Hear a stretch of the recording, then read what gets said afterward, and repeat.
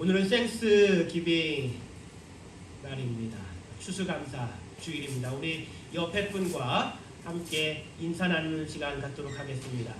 해피 생스 기빙. 우리 옆에 분과 인사 나누겠습니다. 해피 생스 기빙. 여러분 만났습니다.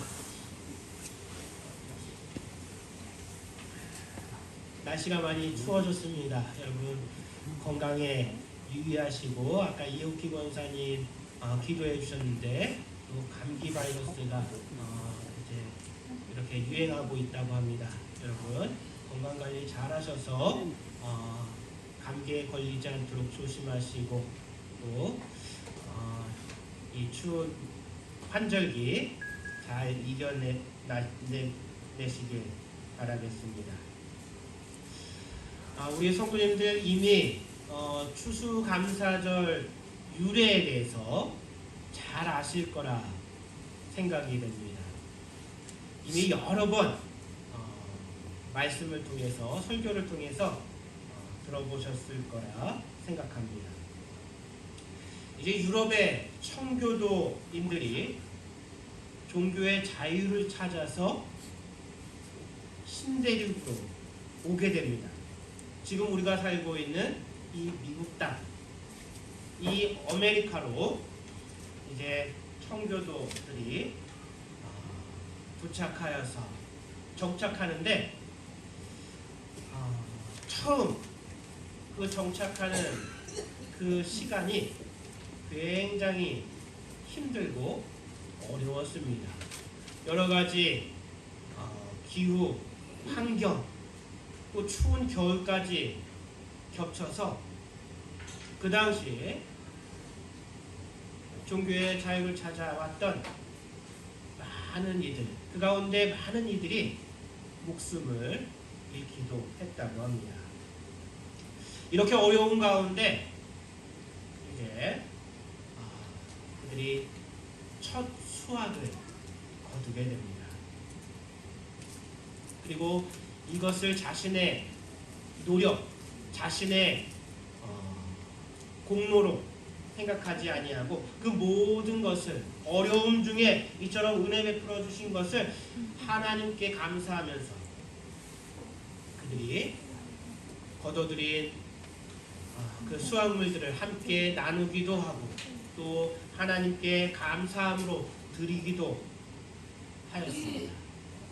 이렇게 해서 시작된 절기, 그 절기가 바로 추수감사절입니다. 그래서 이 추수감사절은 미국의 큰 명절 가운데 하나가 되었습니다.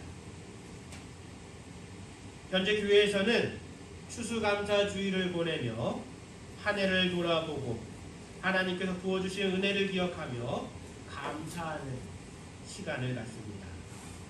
그래서 수확한 여러 종류의 채소와 과일, 곡식으로 강단을 꾸미기도 합니다. 거기에는 하나님의 은혜로 이런 열매를 맺고 수확을 얻었습니다 라고 하는 고백과 상징이 담겨 있습니다. 우리 교회는 오늘 우리만의 방식으로 감사의 표현을 하고 하나님께 영광을 돌리려고 합니다.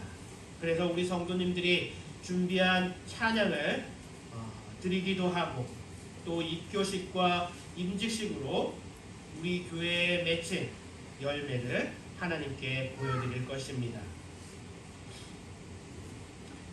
보통 열매는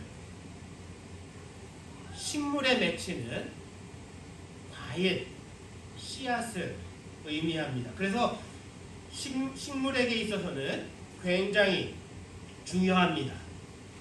이 열매를 통해서 다음 세대를 생산하기 때문입니다.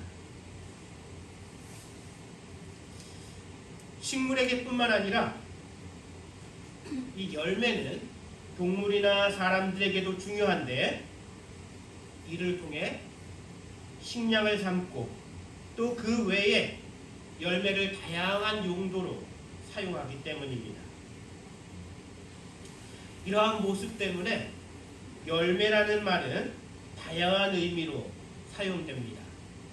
여러분 열매가 나무에 맺히는 과일 말고 또 어떤 의미로 사용됩니까? 우리 일상생활에서 다양한 의미로 사용되죠.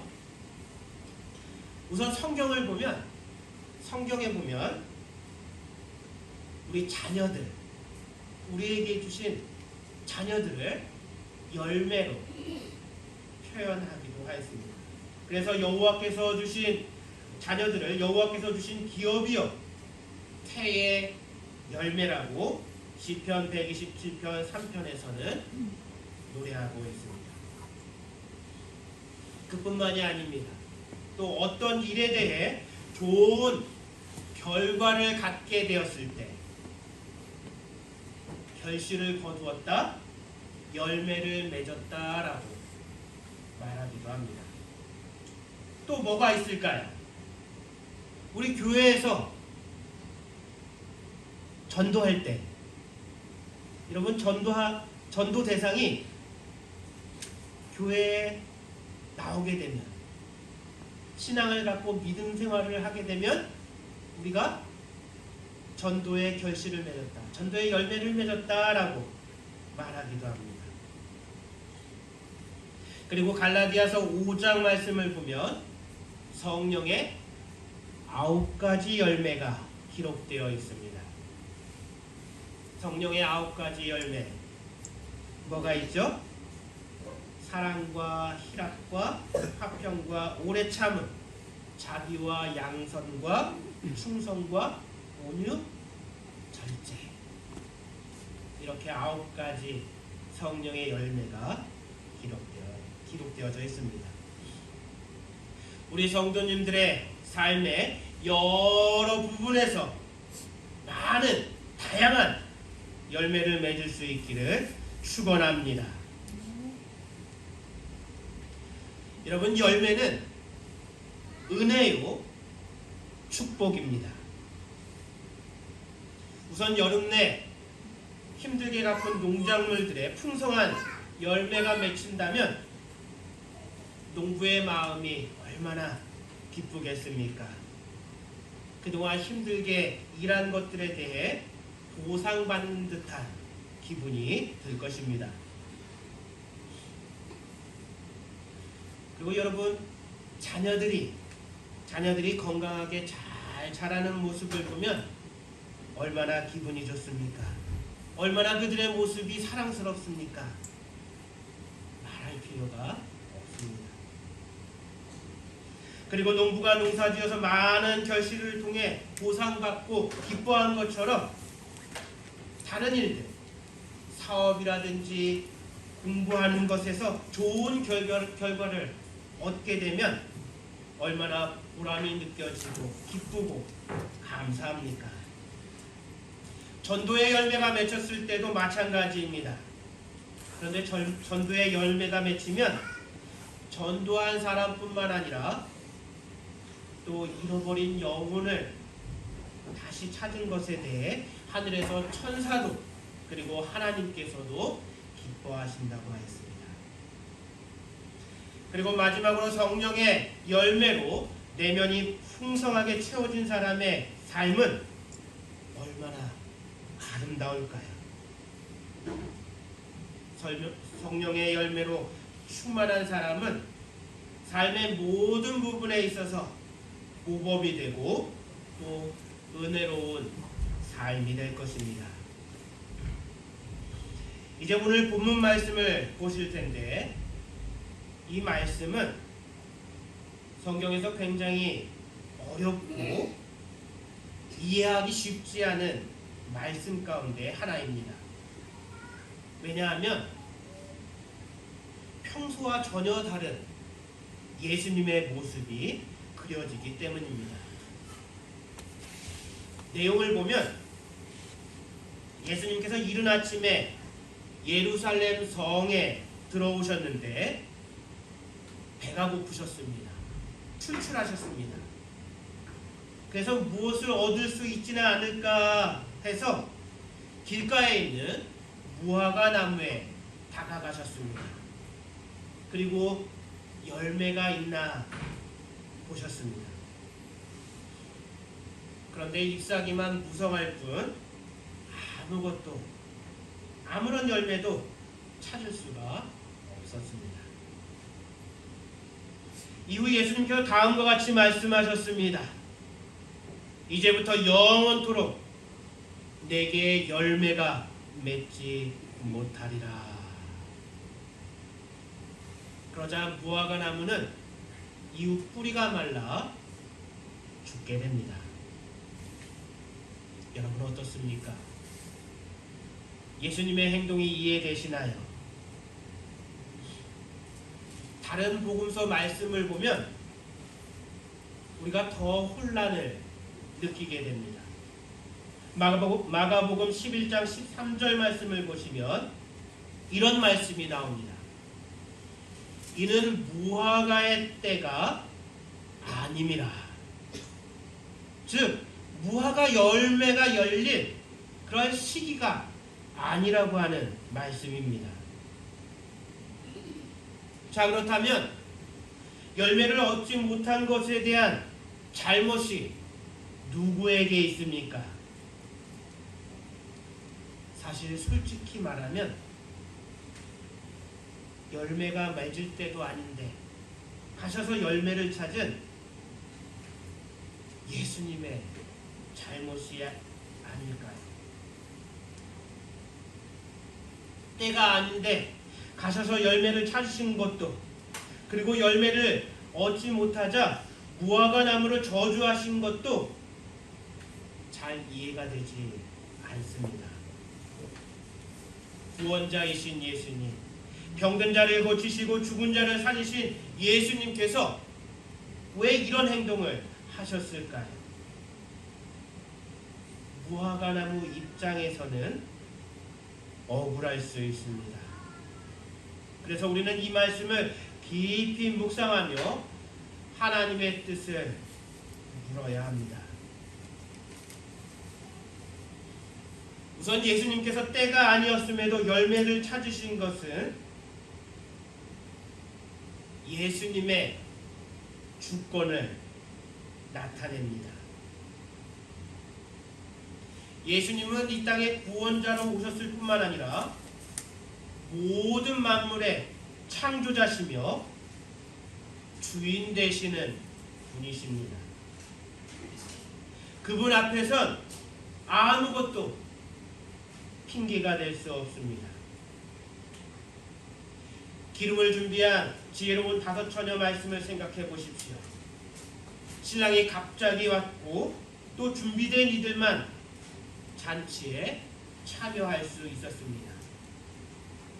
준비하지 못한 5 처녀는 문 밖에서 울며 통곡하였습니다. 예수님께서 다시 오실 때 도적과 같이 어느 날 갑자기 오신다고 하였습니다. 그때 우리가 아직 준비가 안 됐습니다. 주님, 아직 때가 아닌데요. 말할 수 있겠습니까? 아무런 말도, 아무런 핑계도 그때에는 소용이 없습니다. 우리는 어떻습니까? 바빠서 기도하고 성경 볼 시간이 없다고 합니다. 할 일이 많아서 예배 드릴 수 없다고 합니다. 경제적으로 어려워서 헌금할 수 없고 선교할 수 없다고 합니다. 그런데 데살로니가전서 5장 말씀을 보면 항상 기뻐하라, 쉬지 말고 기도하라, 범사에 감사하라 말씀하고 있습니다. 그러면서 이는 너희를 향하신 하나님의 뜻이니라 하셨습니다.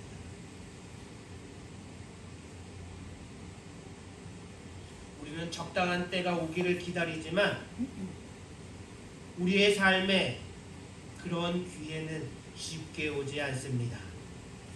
할 일이 많고 바쁠수록 기도하고 말씀 보고 예배 드려야 합니다.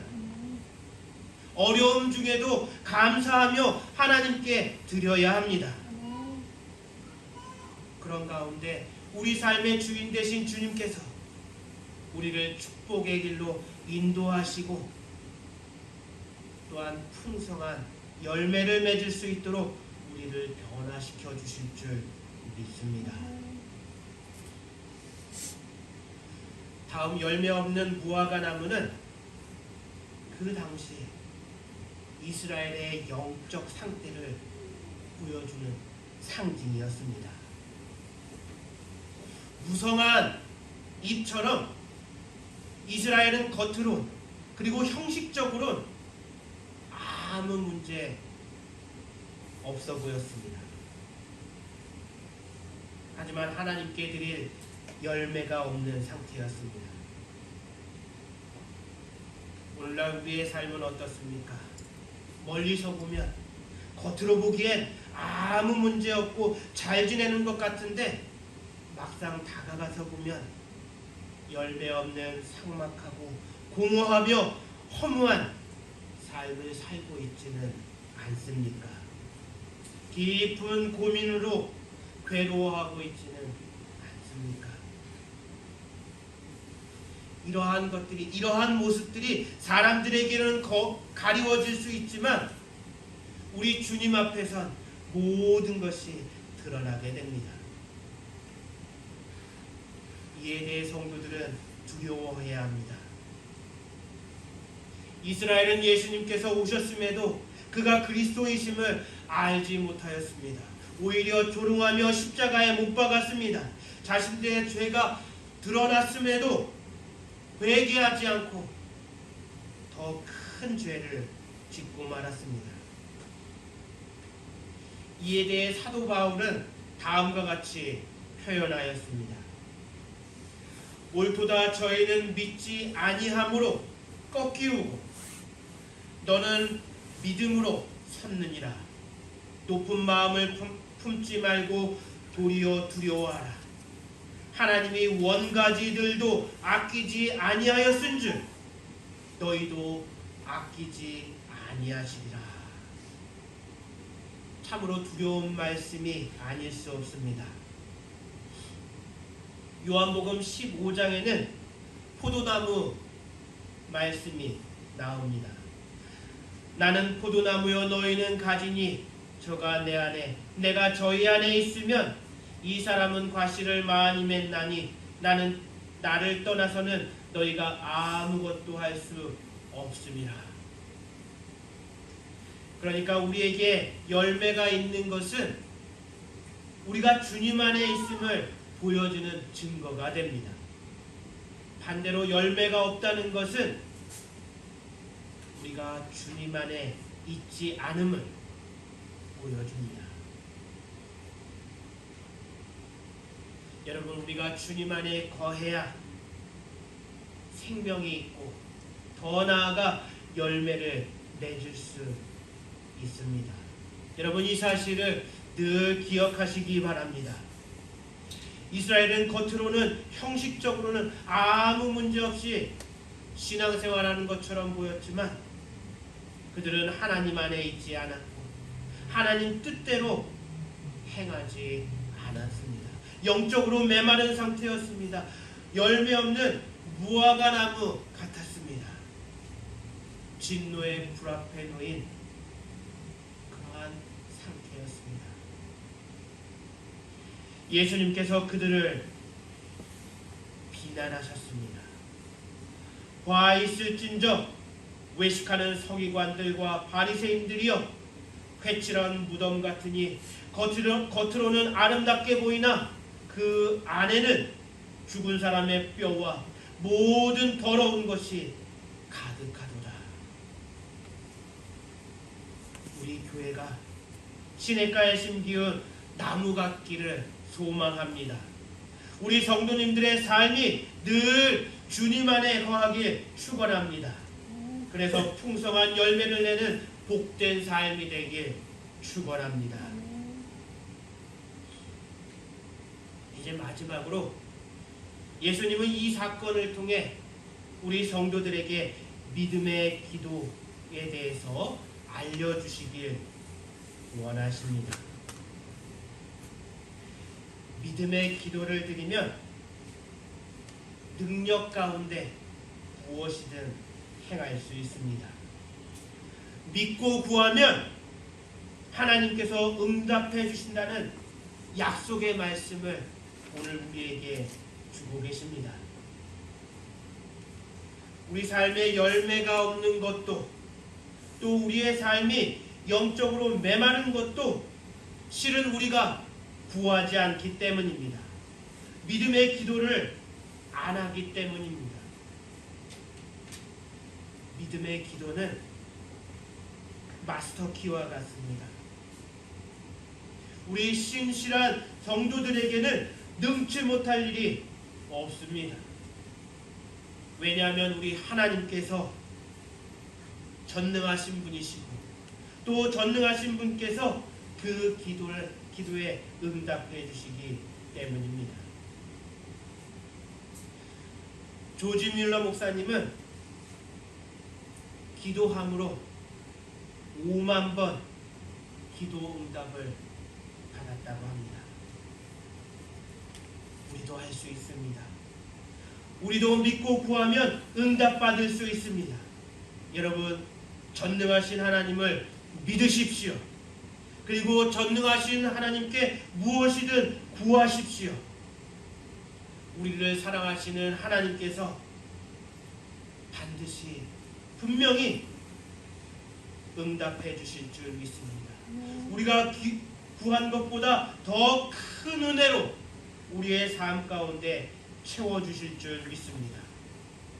믿음의 기도를 드림으로 날마다 기적과 은혜를 체험할 수 있는 우리 성도님들 되시길 축원합니다. 여러분, 어떤 열매를 우리 주님께 드리길 원하십니까?